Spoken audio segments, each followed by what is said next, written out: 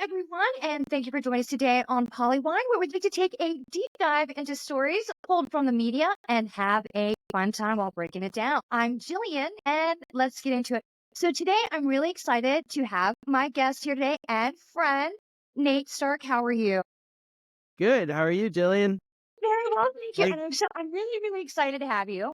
yeah, You are thanks for kind of coming like on. the guru and like the oracle of the stuff that I swim in every day and love to talk about, which is reality TV, entertainment, movies, documentaries. I love to go down the history rabbit hole with you all the time. It's so much fun. So I'm really excited to have you here. I've been listening to your podcast, and it's really fun. I love how you get into all topics and you kind of And, swim around in all kinds of different stuff. So I'm well, excited to I'm be pretty here. scattered that way. You know me, so I am a little. Me too. Me too. Hopefully, we can try to find some sort of through line in this. I do tend to jump around, so if you want to redirect me in a direction, that's totally fine. It's okay. You know how I am. I'm like a golden retriever. At times I can be easily guided. So I really have recently got into a show of yours that I have to tell you, and I'm a little frustrated at you at the same time because I love it and I hate that I love it so much. Is something that you're a part of, and it's the Real Hatfields and McCoys, right? Was it Crazy, basically that?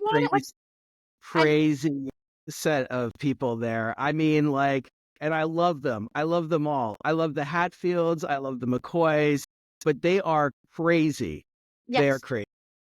I love it. I love it. I was a little nervous being from West Virginia originally, so I know the story well.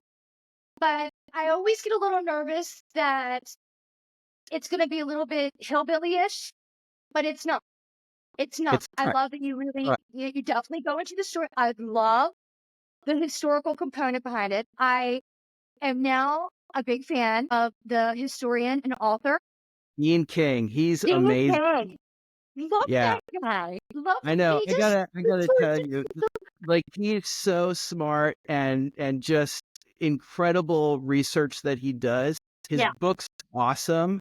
yeah, He wrote The Feud, which is the original. I mean, really is the book on the history of the feud between these two families. yeah. So it's, I mean, you want to know everything about the Hatfields and McCoys, or get a really get a sense of that history and the Appalachian history.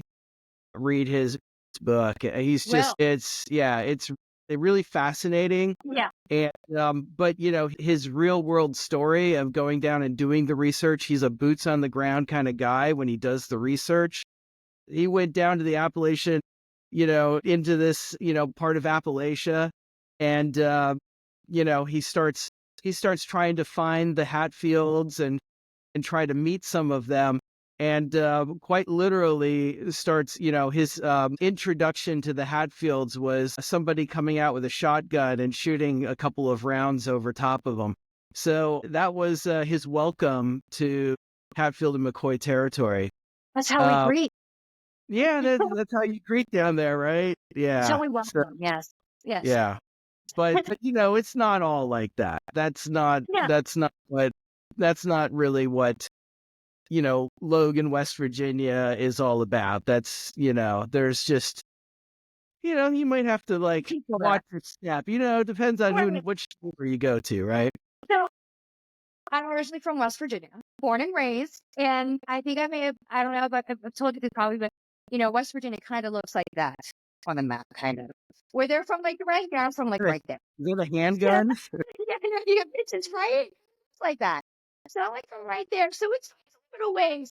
So we always kind of had that story like the Eastern Panhandle, like what's so beautiful, but just be careful if you start to go near Logan, right? Okay. So like in the Yeah. first episode when he came on, it's like Logan, West Virginia, so right? Because all wonderful, lovely people there, but it's just it gets up.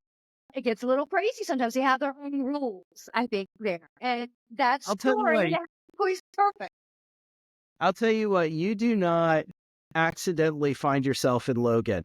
I That's mean, like, cool. it is not easy to get there, to find it, That is and, correct. and if you think getting to Logan is hard, try getting to Gilbert. Like, that's a Yeah. whole other, little town there in West Virginia where the Hatfields are right now. and and trying to find your way there. You're lucky if you have cell phone reception. You're lucky if you make it to their distillery. We would often, with our camera crews, we would lose touch communication for 30, 45 minutes anytime we left from Logan to visit the Hatfields. So, if something happens or something changes, there's no turning everybody back There's no or cell anything. signal. Right. Yeah, There's it's true. Western. I know, like in Pocahontas County, there's like right by the Green Bank Observatory. That's a clean zone. So a lot of people that are sensitive, like to electromagnetic frequency, they move there because it's Oh, a clean zone. Yeah, yeah, yeah, yeah. yeah, yeah. So It could yeah, be when you some of lose the the cold signal, cleaning like that they you're do on down your there. own. Yeah, there's some. Survival skills need to kick in at some point. Hey, I'll tell you, the survival skills are, yeah, they're necessary down there. I Yeah, would not Wh- survive. yeah, yeah. One of the West Hatfields, Virginia. when I first started the project, and I'm talking to one of the Hatfields, Missy, in fact, she tells me that, if anybody wrongs them, they'll just dump the body and they'll never find you down there. So Right, that was my right. be a good producer threat, It's so a good one. that was my greeting to Right. West Virginia, Gilbert, West Virginia. Just funnily during the whole wedding, well, just through it all, actually, I'm telling you, I found myself laughing out loud so much because it hits really home to me. It really does. Like, first of all, it takes me about 2 seconds for my West Virginia twang to come right back, right back. So I I hear it understood coming. the language. It just was. The phrases that they were saying was so great. Oh my God, is it Jim? Is it who's married to Missy's? Wait a minute, Missy's No, son's you're Jim and Amber. Jim's Amber and Chad. Amber Yeah, Chad. yeah. Okay, Chad reminds me He's of so many amazing. guys I grew up with. So many guys I grew up with, and he said, "But we just field, right? He married into this." He married into the Hatfield family. In fact, he has connections to the Hatfields and the McCoys. Like he was very Okay, close to both Hatfields and McCoys, okay, which is, really makes this whole thing that much more complicated. Is that these people are yeah, like neighbors. They're yeah, neighbors. And they were neighbors 100 years ago when the feud was taking place. In fact, the two, patriarchs of this mhm, um, feud on the Hatfield side and the McCoy side, they were buddies. They were good friends. right. With They the fought in the Civil war War, together, same side. they joined the Confederacy together, and in some stories they fought together. And it wasn't until they came back, and Devilance Hatfield was blamed for the murder of the McCoy's brother. The Right. and that I guess brother was, when he was killed, it was kind of suspicious, but nobody really knew who did it. It just was kind of like simmering under the ground. But the usual suspect there was, the main suspect for that was Devilance Hatfield. Yeah. The dean, or the historian and the author, he explained it, I think, so well in this one episode. Just the story itself. He was like, not only is it a story of friends, divided family, but it's also like the American story. Yes, Like when you go through history, and it's the U.S. it's a melting pot of all cultures and people from everywhere. Yet when you have this story that caught on at such an early time in the nation, but it also caught on all over, that it really kind of encapsulated like the American story in some way. Like when absolutely. you think of an American like historic story, that's one of Yeah, I mean, because that's, they kind of like embody what we value as a country. them. Yeah. They're they're the go-getters. They're the people that are like, they'll Ever. stand up for each other, stand up for their family. They're gonna, they don't give up, and they're Yeah. survivalists. Like Yeah. they know how to live off of this land in these very difficult, terrain, Yeah. and they form these communities and these bonds. And this is what we value. And not only that, but they also were really good entrepreneurs. Yeah. Yeah, Devil Anse Hatfield had this, basically this timber business, and it did it did really well. In fact, Yeah. the generations today of Hatfields really benefited from his entrepreneurship, and they'll tell you that. I mean, that distillery, some of that is there because of the fact that they had this timber business. Yeah. And, I mean, this is, and their coal mining businesses, and, they are, even today, when you drop into to their neighborhoods and to their communities, you're going to see, the entrepreneurship that was inspired by Devil Anse Hatfield Yeah. and I think Ron it's awesome. McCoy. Yeah. I It's think really it's interesting how there's such a Randolph connection. McCoy. Yeah, no, sorry. I think there's such a cool thing that there's still a connection of the history and how it's kind of certainly back around today.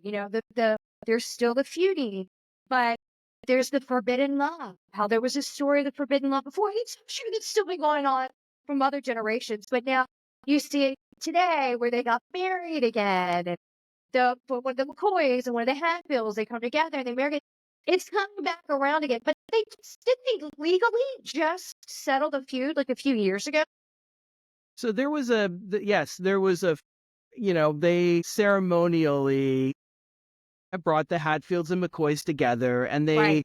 they did, they settled the feud. I mean, this was, I'm going to get my date wrong here on this. I mean, it was probably 10 or 15 years ago that they did that. And they're, in terms of, of that, like, all Hatfields and McCoys are not walking down the street and shooting at each other the way they did 100 years ago.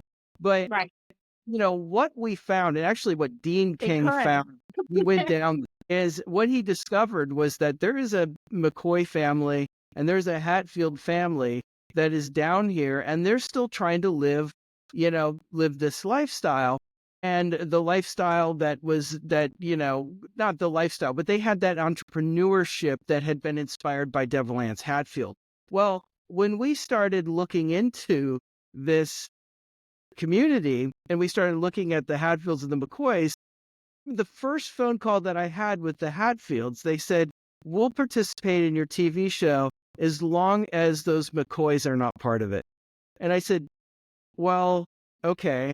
So I'm like, Yeah. I guess we'll pick, right? So then I called Right. the McCoys and they said, "Well, let's see if, let's talk to them and see who, get to know them a little bit." And I talked to them and they go, "Well, we'll participate in your TV show as long as those Hatfields aren't part of it."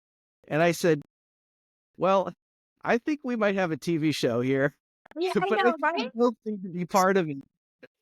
It sounds crazy, Nate. They're like, how? And other people outside the state are like, why? This is ridiculous that you're going to have a feud go on that long. It's ridiculous. But somebody growing up in Appalachia, sorry, I said Appalachia, and growing up in a small town, like you have generations that are there. Your families have been there.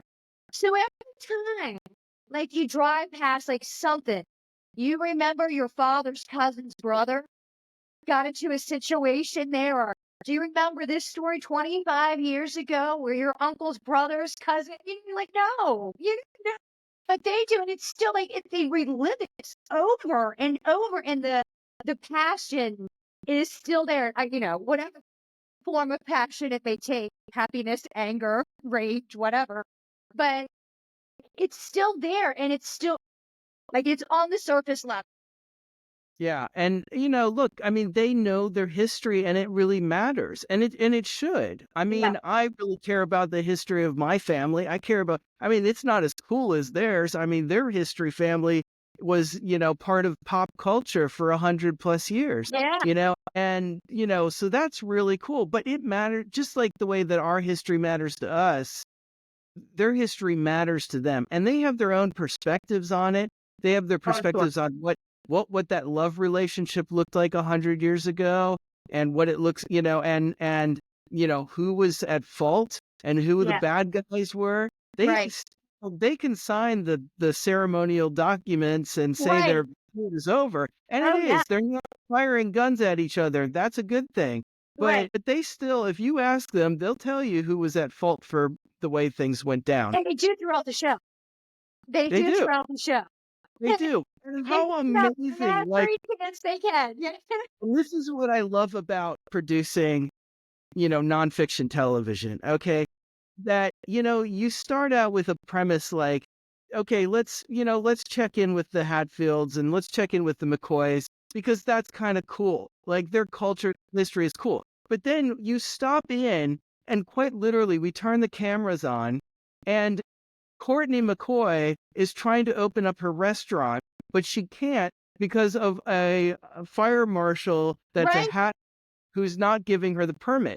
And that was just like, we were just like, oh my God, this is amazing. So I was just like literally laughing in that episode because I'm like, could that be the breaking moment? Could that be the bridge of connection between them? Because it's not the element of love of the wedding that will unite them. It's not that. Whatever. It's, can you get my business open?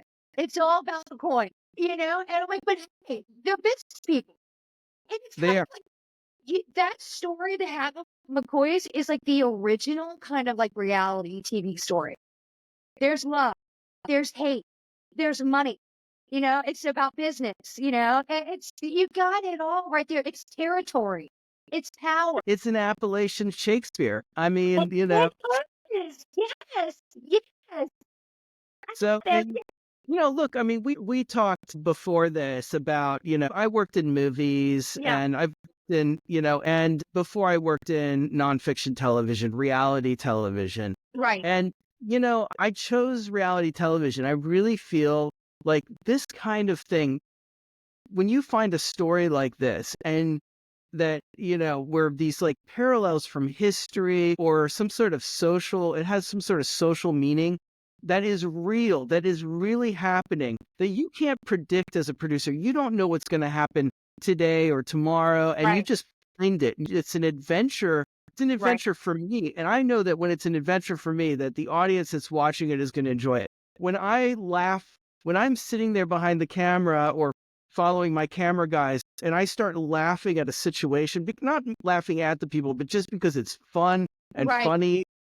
I mean, I know that the audience is going to, have fun too, Yeah. and I love that about this type of work rather than the movies.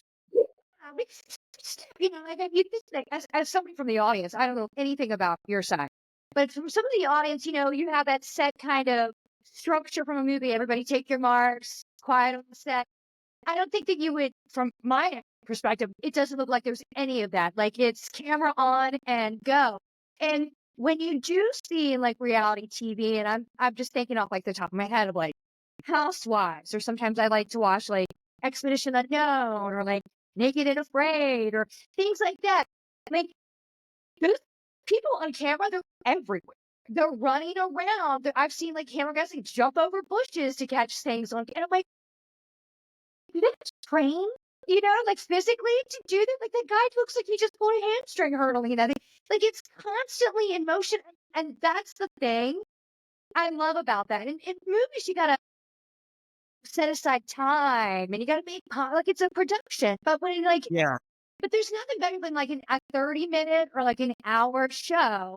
Then you kind of get your fix of something good, entertaining, and something that you can definitely talk about with somebody else that's watched it.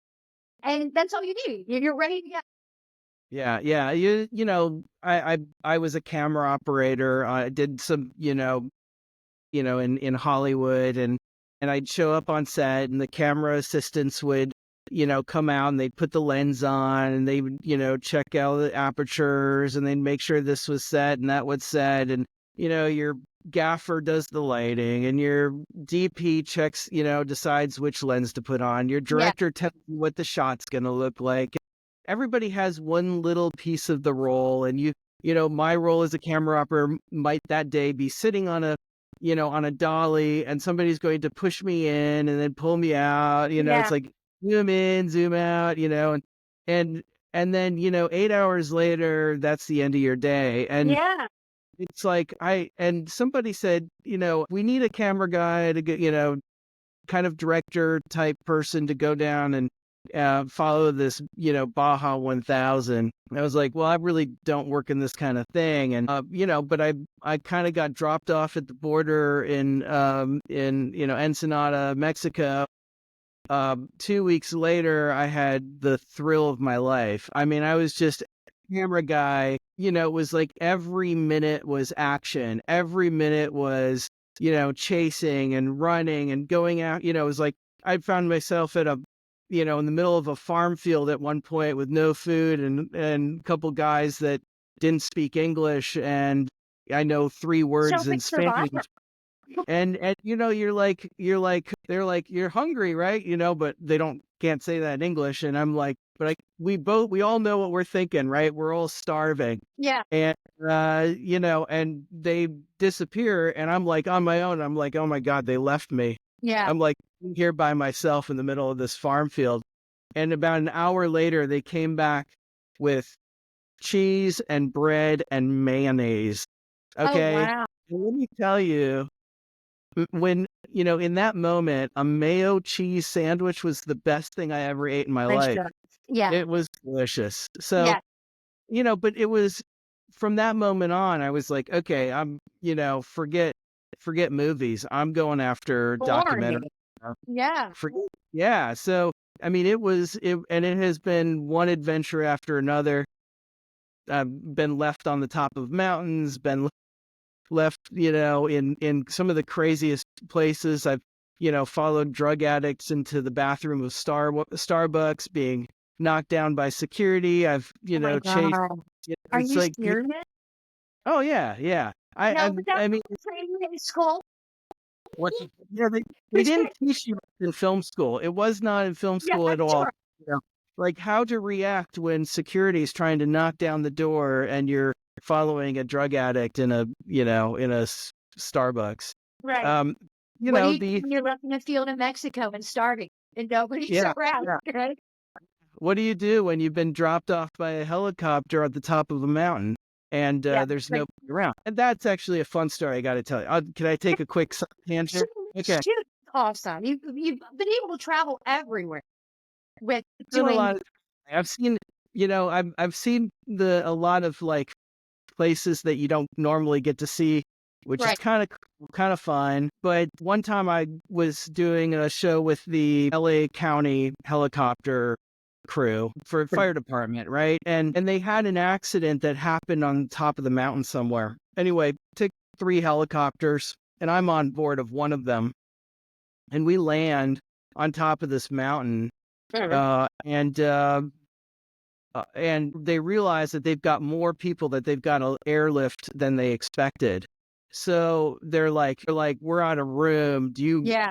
mind? And I looked down and I realized that I got on this helicopter in shorts because it was like 75, 80 degrees down at the bottom of the mountain. At the Right. top, and there's snow everywhere. And I'm in shorts and short sleeves, shirt, and I'm like, yeah, okay, whatever. And I know they're going to be fast. I know it's going to be a quick trip for them. Yeah. But But time so goes slowly when they you're take freezing. off. Everybody is basically gone. All the helicopters take off. They leave. Mountain is clear, and I'm sitting there by myself with a camera, and just I'm like, I don't know what I'm gonna film, but whatever. So I'm just kind of like walking around on top of this mountain, Hoping there's and no mountain lion. no, there's a road, Okay. and and this car comes up, and it drives up, and it like stops about 50 feet from me, and then it backs up, comes back, and the window rolls down, and they go, "Are you okay?" Like clearly I'm out of place at the top of the Right. mountain. Right. And they were like, "Do you need a ride?" And all of a sudden, from the bottom of the mountain, I hear this woof, woof, woof, woof, woof. And I said, no, I think my ride's here. And the Oh my God. helicopter comes over the top of the mountain and it falls, it comes down and it lands. And I'm like, thank you very much. And I ran up, you know what? No explanation. I ran onto the helicopter and then the helicopter takes off and I waved to them. I mean, That it is was a, so funny. Can you it imagine was a sitting on little, the car driver's side? Dude, this guy was just on the side of the mountain in shorts and this I was camera. like, I just wanted to leave some like, weird like impression of like, some, Jack Ryan or something, like I mean, that's really cool. I mean, it was but it's such different situations. I mean, I can't imagine the on the on the spot critical thinking, problem solving you have to do when you're out in the field, especially in reality TV where it's just constantly a changing and fluid thing. Is yes or no? that's what about it. You don't predict it. I mean, people always ask like, oh, the show's scripted and the thing is, do we plan? Yes, we plan a lot. How do we Yeah, plan? We get to know the people that we're going to be following. We know them so well that sometimes we can predict what they're going to do and how they're going to do it. We got to make sure that our cameras are in the right places. We try to predict these things. Sometimes we help kind of, set up a situation to help them get there. right. Okay. But this is real life. I mean, Yeah, these are real people. We're not making these people up. We're not making them do things. We're not giving them lines to read, and that's what I think people kind of miss is that the craft in it is in being really skilled at understanding people and understanding how they're going to react to a situation so that we can be prepared for it. The skill is then in telling the story. I mean, and finding the story. We found the Hatfield and McCoy story. We didn't make it up. We didn't contrive that story. We found it. And we found it through, you know, a real, I mean, probably top level historian, you know, I got love us Dean. got us there. Dean is Yeah, amazing. He got us there. And then we found these other pieces that kind of help, that could tell this incredible story that right. is, stranger than fiction. And these kinds of things that happen that It's often so can't predict, don't know are going to happen. I didn't know that Chad was going to nearly burn down his distillery in one of the my first God. things that we I were there. love that scene where he's like, that's like 190 proof, and he throws out. I'm like, that's not good. Fire. And she's like, last time that happened, we got fired. Last time, the last time it happened. And, and that's one of those moments where I heard that and I just started like inside, I'm crying inside because he almost like I actually, while that was happening, I'm like clearing out our gear. I'm trying to get my crew away from the building because what happens when a fire hits a distillery? I mean, it's like, it's not a good situation. And but actually our crew was on lunch at that moment that it happened. That's why you see my iPhone come out. I mean, but part of that is an iPhone clip because literally he showed us how, he threw he showed us I was like, how that's not good. Because it he wanted to show us how strong, by the way, I got some for you. This stuff is so good. his efforts. Oh my God. I have to tell you. So, if I may, can I just go off for 1 second? There was this one scene, I don't remember, it was episode 2 or 3 in season 1. And I love the little kid, the son. And may I just say, the greatest character and unsung hero of the show is the bulldog. Okay? Greatest. And Everybody loves the bulldog. Chugs? Yeah, Chug. yeah, like chugs or yeah. Oh my God, so great. So great. But the fact that he was talking about the process of distilling of moonshine, and I gotta tell you, I love moonshine. Moonshine and grain alcohol is what I actually first started drinking alcohol on, like at young. So There's probably nothing left of my esophagus and GI tract. Yeah. Um, so with it, he was talking about making a while of that, and I love that you have to have subtitles, right? And he kept saying the R, and I'm like, oh my god, kids stop saying air, R, and then he's like, I'm going to teach my son a little bit about the basics about the family business, and he's like, this is the greatest line ever. He was like, I want to have him get the feel for it. So he takes him into like this open area where there's just straight alcohol fermenting. And he's like, I wanted to get a feel of it. Let's bring this air straight on in. Tickle it. And the son is great. The son is great. And any wedding that you can wear jeans to and denim to, love it. Yeah. No, that was I mean, I think there was somebody in their like miner clothes or something, like, right out of the mining field, coal Man, mining you mountain. gotta work. Yeah. There's a Yeah, lot it of was. choices that field. I really like the show, but I find it so important, and I really am thankful and respectful that you really put the history in there. And like I said, I was unfamiliar with Dean King beforehand, and now I love him.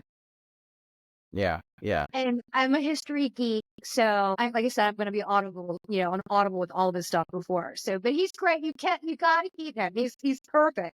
But he narrates this story so well, and I like how like you'll have a scene in the show, and then you'll hear him relate a point of history from the story, and it ties together to the Yep. current time.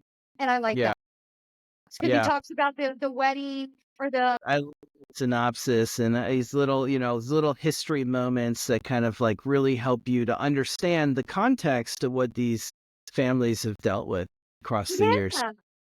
And I like the seeing the people that come do the tour, but the fact that they do work all day and have a beer in their hand the whole time, like that's about right. That it is about right. You're thirsty. Yep. That's right. That's But right. when you gotta be in bed at like 8 or 9 o'clock, that's when day drinking must factor in. You can't be night drinking. You're No. tired. You gotta be up early. It's amazing. People are showing up at the distillery at 8 a.m., 8:30 a.m., 9 a.m. I mean, it's amazing when they're just coming in on their ATVs, they stop and Yeah. they get a case of moonshine and, What? yeah, I mean, it's a hit up there too. Well, it's huge. I really enjoyed the show, and like I said, I love it, but I'm also frustrated because now I got something else to watch. I went fully down that rabbit hole. I did like the nesty plunge into the Hatfield McCoy rabbit hole.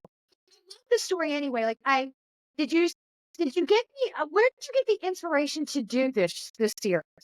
Did you just Well, love the story?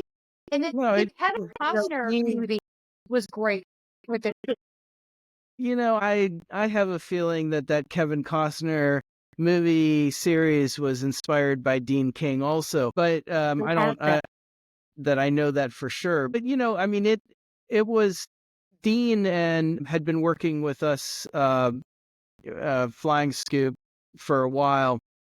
Flying Scoop is the production company, and Dean, you know, really this has been a passion project of his for many years, and he really introduced us to this world and us into it. We really have him to thank for the inspiration and for really getting the ball rolling for us on this. He's And awesome.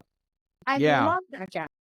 yeah, yeah, and he'd be a great interview for you too. I'd be happy to My set you. God, please. And I'm such a history geek. And like my father was a history teacher and a historian, all that stuff. So my entire life growing up, like every weekend, I literally spent at like battlefields or doing something history related. And as much as it pained me as a child in my youth, I love it so much now. So now I do the same thing to my child. I'll torture them. Like, what do you want to do? We can do this. And like, God, mom, no, it's going to be great. But My my son loves history. Something worked out long run. But Yeah, yeah. You got that history gene. You got the history bug. I do. I love him. And but I that's the one. Yeah. So Dean would be great. There's such a connection there with the West Virginia connection. Like I said, I love West Virginia so much, and they reminded me so much of so many family members of mine. So like I said, I found myself laughing out loud. I loved that you had to put subtitles in. Like I said, I found that hysterical, but I understand it. I understand it.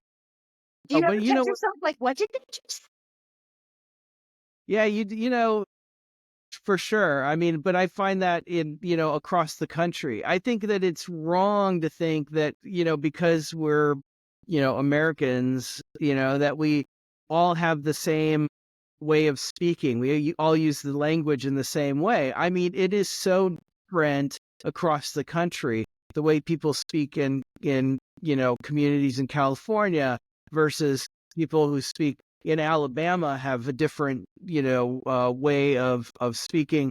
And, right, and I personally, I prefer to make documentary shows about those types, communities where people, they're not speaking in perfect academic sentences and, where it isn't, this kind of, standard English language. I like right. the colorful languages, the way that people kind of speak on the street, if you will, and the colloquialisms. I like I like the lingo, the language, the dialect, and when I find that, I just We think it talk just like makes sailors in West Virginia too. I just let it play. You know Yeah, what? If you need subtitles, so what? We'll put subtitles up if it helps people. it's great. No, it's great. I because when I slip back into my West Virginia twang, I talk really fast, and a lot of Yeah. times, especially, I used to work for an international company for a long time. A lot of French, a lot of Europeans, and when I'd start talking, like, what? But with that being said, everybody that I worked with that was from abroad, everyone loved West Virginia. They loved the fact that I was from West Virginia. Everyone was obsessed, especially Europeans, were obsessed with the song Country Roads. It was huge. And I have stories when I was like years ago, like traveling in Europe. They'd be like, where are you from? You're from West Virginia. And they'd be like, Country Roads. John Denver. They didn't, That's they had limited like English. And I'd be like, yes, yes. And they kept looking at me like John Denver. And I'm like, no, I don't know. I don't know him. But they would just be so excited. And then like when I go to America, I want to go to West Virginia. I'm like, really? But there's such a connection all over. And right. I always found that just Well, fascinating. That well, yeah. Everybody loved West Virginia. So that story that McCoy's West that's a great Virginia, story. I think West Virginia itself is really just, embodies the American values and dreams. I mean, it's wild. It's that wild country, and it really still a lot of it just still is. I mean, that's what's crazy is that Yeah. you kind of in so many places you kind of have lost the wilderness. But in West Virginia, it Beautiful. is the wild and beautiful It's West Virginia. wild, wonderful West Really is one of the most beautiful like states to drive through Virginia. and to get lost on the roads winding around. You It's don't want to get always too long. just don't get too That's right. make You don't want to get sure too long. make sure you know what city you're town community Right. you're And it's if really cool. It's really cool. what's You that. also have some of the highest peaks there. You have Snowshoe. You've got the observatory, one of the best observatories globally. So I mean, like it's cool. There's so much research that goes on in the state. So I mean, it gets I it does get a bad rap. Sometimes West Virginia because it's considered so country. It's that upsets me because it's very modern. And yes, we still have our traditional roots, but there's a lot of technology, a lot of business, a lot of innovation, and you know. A lot Yeah, of people absolutely. studying arts are from there. Yeah. And I like the just the sense of family and community down there too. I mean, I Yeah. think that's pretty cool. Yeah. And yeah, And protectiveness of the family. And I did think it was wise that you had security at the wedding because the one guy showed. I mean, jeez, how many guns did the guy have? well, Anything else? we were warned that we may need security ourselves when we go down there, that Really? by by the, by certain members of participants in the show. But, we found that hardly to be necessary. The Yeah, nicest everybody people. was really nice. Everybody was Yeah. And really actually, they're great. just the kindest, the kindest people. And that's why I get so I'm very protective and sensitive of my West Virginia people. They're wonderful. You said they're hardworking. They're the roots of America. I really think so. And they will give you the shirt off their back. So, you know. And they're entrepreneurs never judge a book by its cover. Yeah, no, they're really smart, really sophisticated, and really MacGyver. they're MacGyvers. And man, I mean, I really admire what they've done and what they've come up with. I mean, Courtney has really injected a lot of fun entertainment into the Logan area with Yeah. her And business. John. Yeah, and creates jobs. And I've had the opportunity to hang out there and see it grow. I mean, the bar had, that they built there, the entertainment, it's fun. It's a really fun place to be.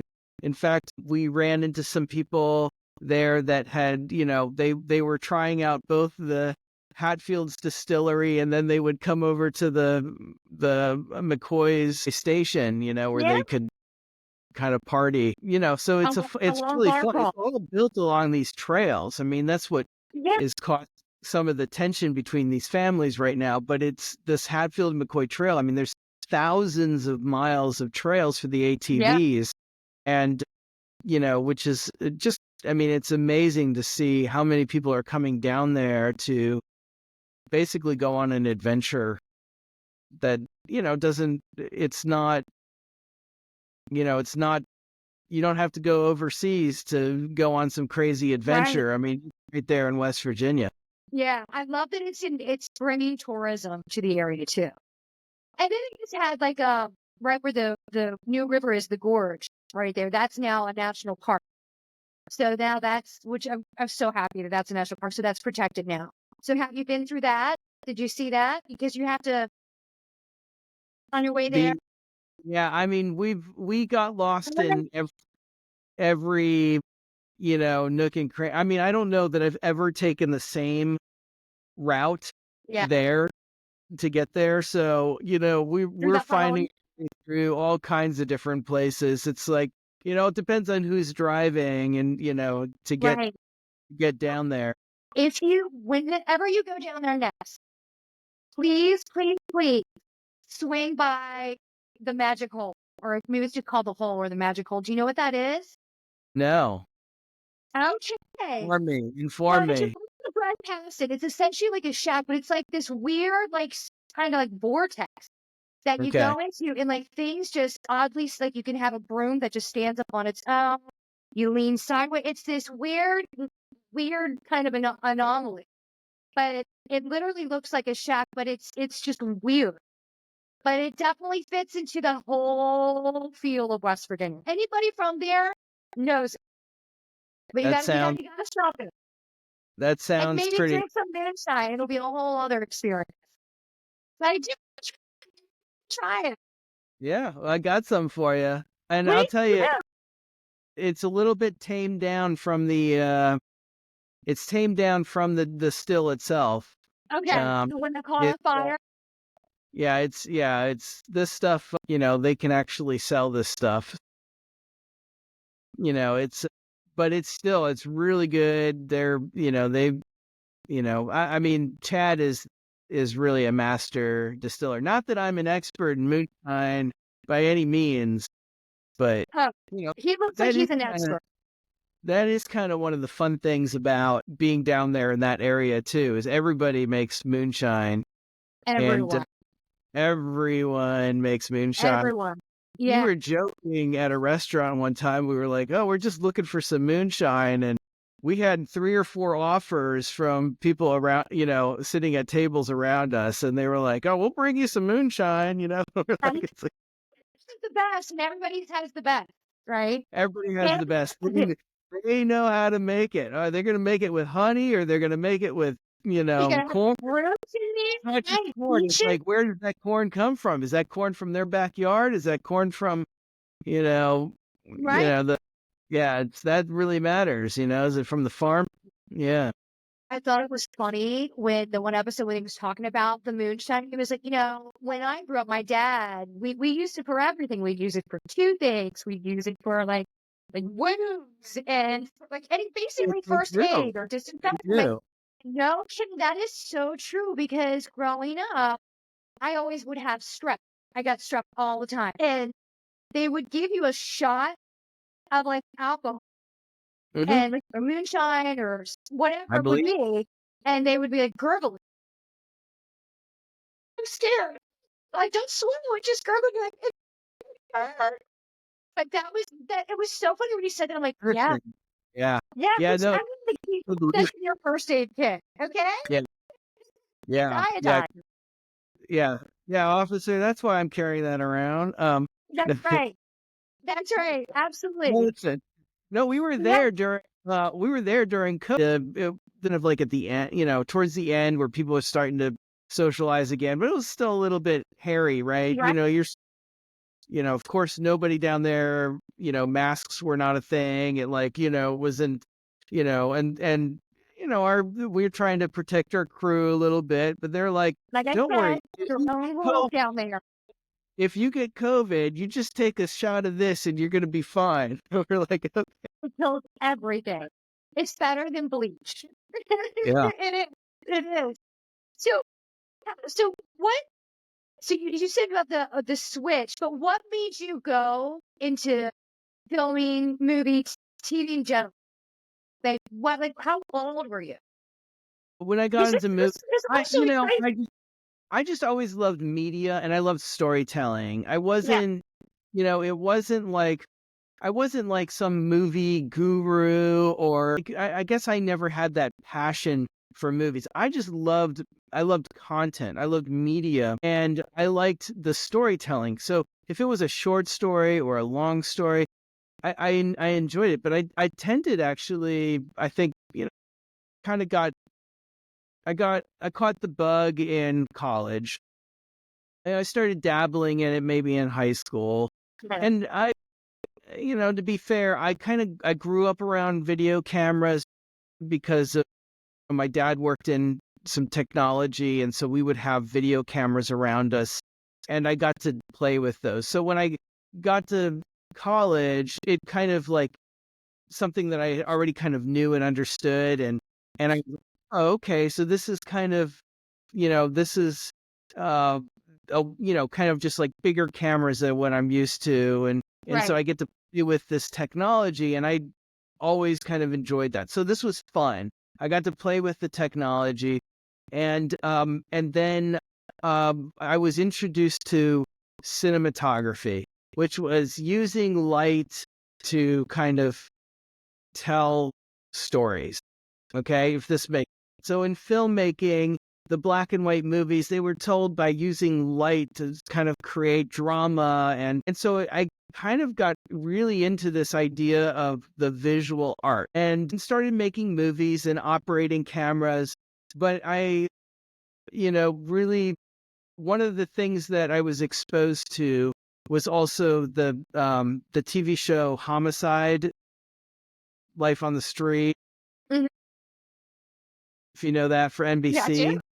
Way back when, right? They were Yeah, making that, and the cinematographer from that was using a new kind of style of camera operating, which was this handheld long lens, trying to make fiction look like documentary. right. And so I started practicing that type of long lens camera operating. Mhm. And I, you know, one thing led to I kind of like, it kind of flipped because he was using long lenses, motion cameras to make it fiction look like documentary. And I started using that technique to make documentary look more cinematic. And I started, and so I was kind of practicing this for a long time. And when I started I got asked to camera operate for a new TV show. They didn't really know much about what was going to happen, but they thought, we have to be ready for anything. And, they asked me to follow this guy who was a gambling addict. Well, this TV show turned into Intervention, and Intervention was pretty big, made Yeah. a splash Yeah. and really Yeah. kind Yeah. of changed documentary television.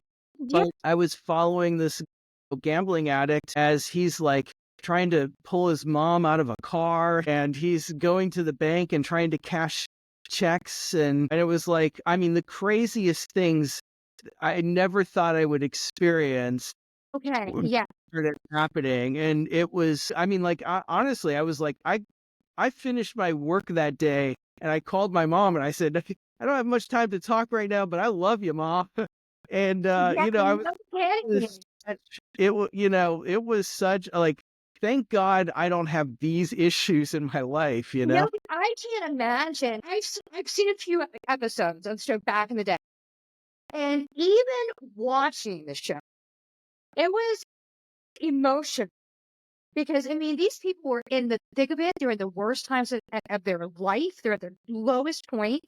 They're going through physical reactions. They're detoxing hardcore. Like I remember watching one episode, this girl just collapsed and went to a full seizure because she was in withdrawal.